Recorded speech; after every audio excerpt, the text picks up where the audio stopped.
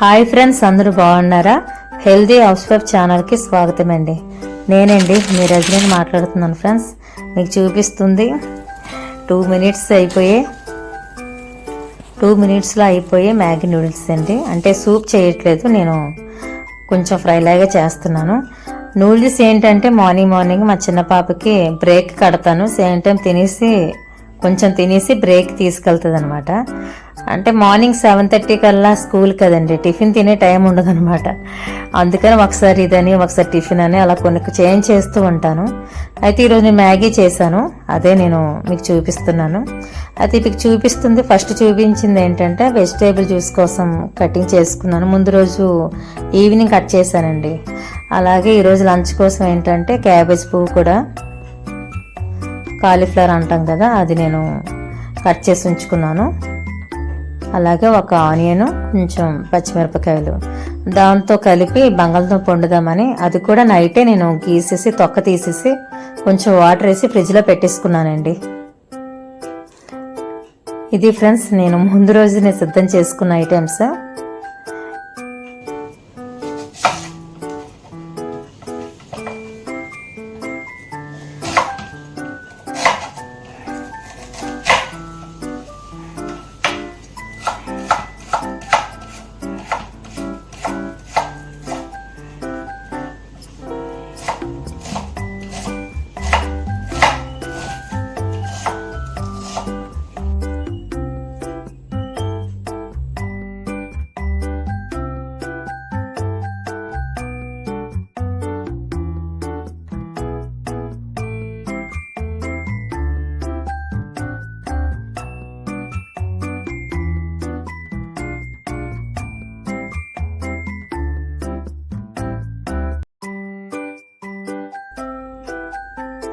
అంతేనండి, ఒక కళాయిలోనే కర్రీకి తాలింపు, ఒక కర్రీలోనేమో నూడిల్స్కి అనమాట. అంటే మా పాపకి అన్నీ వేస్తే తిందు, అంటే క్యారెట్ కానీ క్యాప్సికమ్ కానీ, అవి నూడిల్స్లో అయితే తింటది కానీ ఇలా తిందనమాట.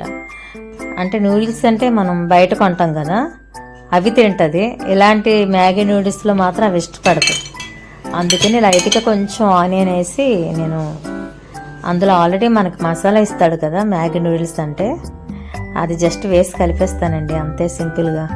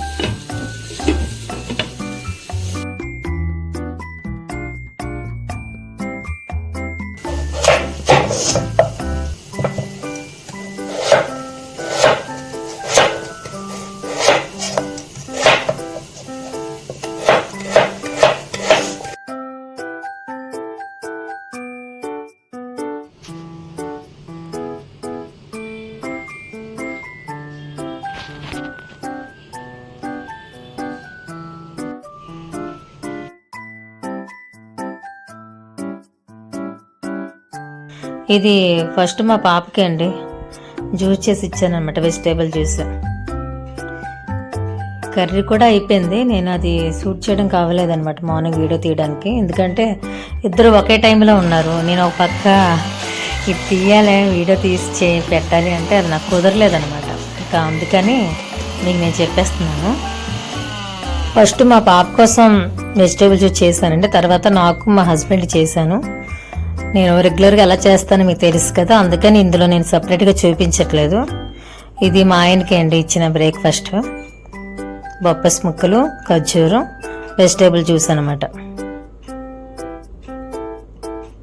ఇక నేనంటారా, నేను కొన్ని స్టార్ట్ చేశానులేండి. వీడియో అయితే నేను తీయలేదు, కానీ నేను కొన్ని ఇంట్లో క్రమంగా చేస్తున్నాను. అదేంటంటే, నేను కూడా ఈ మధ్యకాలంలో బాగా వెయిట్ పెరిగానండి.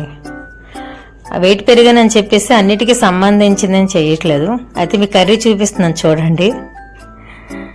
మా పాపకి లంచ్ కట్టేసిన తర్వాత మిగిలిన కర్రీ అనమాట అది ఫ్రెండ్స్. ఇక మా పిల్లలిద్దరూ వెళ్ళిపోయారు, ఒకరు కాలేజ్కి ఒకరు స్కూల్కి. ఇక్కడ చూస్తేనేమో నేననమాట.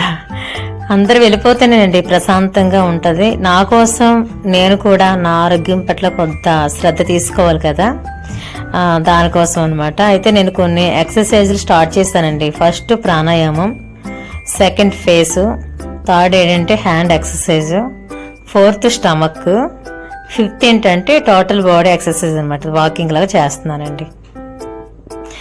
నేను డైలీ చేస్తున్నాను క్రమశిక్షణగా. అయితే మీకు కొన్ని చూపిస్తున్నాను చూడండి.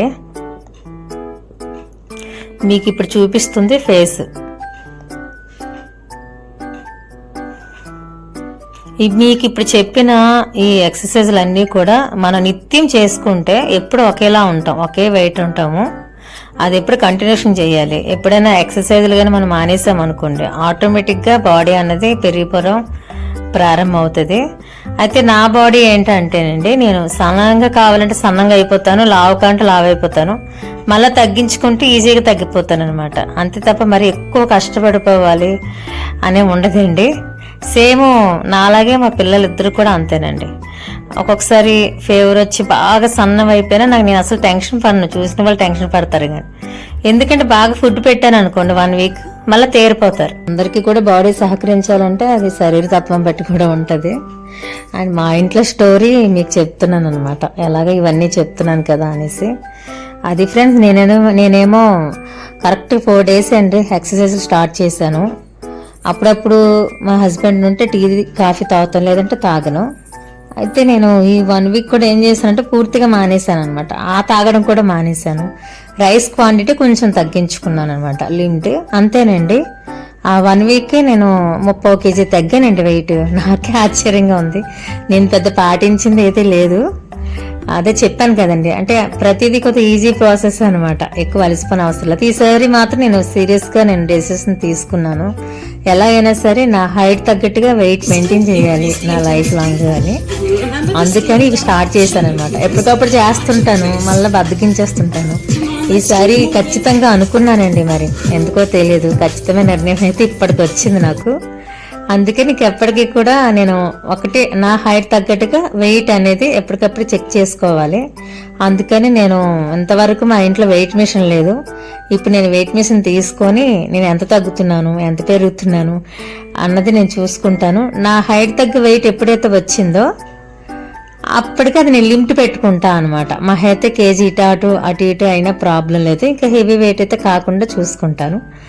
ఇవన్నీ నా ఆరోగ్యం మీద నేను తీసుకునేటువంటి శ్రద్ధ అనమాట. అది ఫ్రెండ్స్. ఇక నాది ఎక్సర్సైజ్లు అన్నీ అయిపోయిన తర్వాత ఇక కూర్చొని అప్పుడు స్టార్ట్ చేశానండి, వెజిటేబుల్ జ్యూస్ తాగుతున్నాను అనమాట.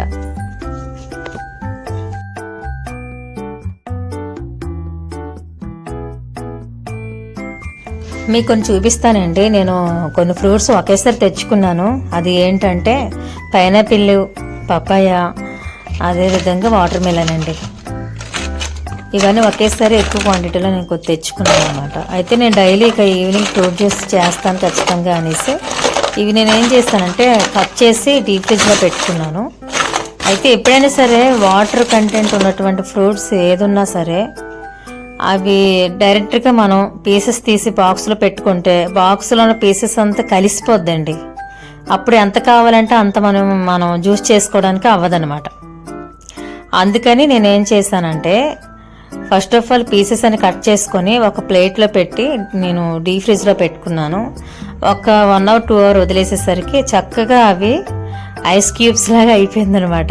అప్పుడు నేను దేనికది సెపరేట్ చేసుకొని మీకు చూపిస్తున్నాను చూడండి. అలా నేను కంటైనర్స్లో పెట్టుకున్నానండి, ఫ్రిడ్జ్లో పెట్టేసుకున్నాను. ఇలానే సేమ్ ప్రాసెస్ మీకు చూపిస్తాను. పప్పాయ కానీ పైనాపిల్ కానీ నేను ఇదే ప్రాసెస్లో చేసుకున్నానండి. ఇవి ఎక్కువ రోజులు నిల్వ ఉంచడం కాదు ఫ్రెండ్స్, మనకి రెడీమేడ్లా ఉంటుంది అనమాట.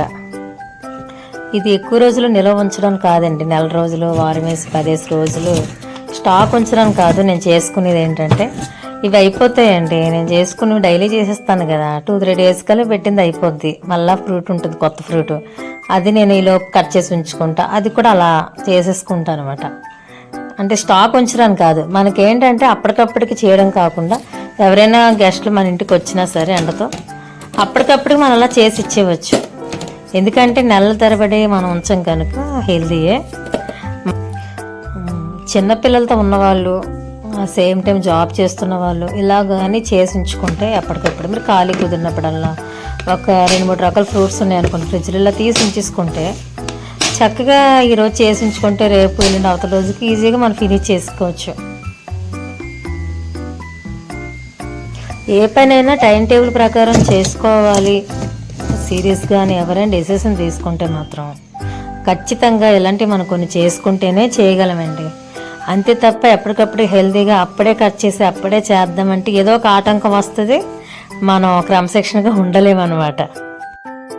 అయితే నేను మీకు చూపిస్తుంది నా విషయంలో నేను తీసుకునే శ్రద్ధ, నా ఇంటి వారి విషయంలో చూపిస్తున్నాను కదా. నేను ఎంత క్రమంగా ఉండాలన్నా సరే నా విషయంలో మాత్రం ఎన్నో ఆటంకాలండి.